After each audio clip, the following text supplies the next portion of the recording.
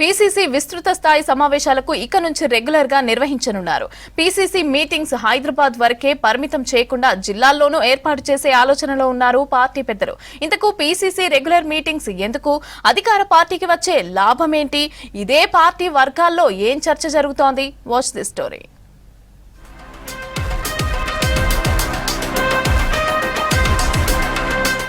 కొద్ది రోజుల క్రితం హైదరాబాద్ గాంధీ భవన్లో పీసీసీ విస్తృత స్థాయి సమావేశం జరిగింది. ఇందులో కొన్ని కీలకమైన నిర్ణయాలు తీసుకున్నారు.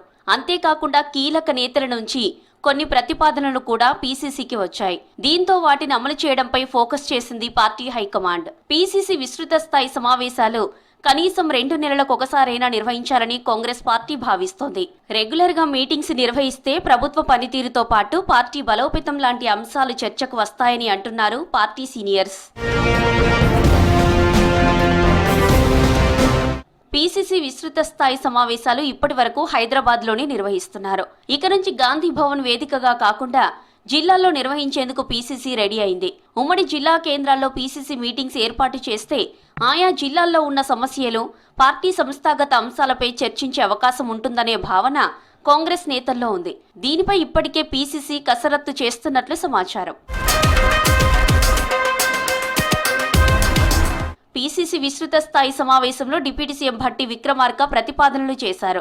గత అసెంబ్లీ ఎన్నికల ముందు పార్టీని వీడిన నేతలను తిరిగి కాంగ్రెస్ పార్టీలోకి ఆహ్వానం పలకాలని పీసీసీ ముందు ప్రతిపాదన పెట్టారు. దీనికి పీసీసీ ఆమోదం తెలిపింది.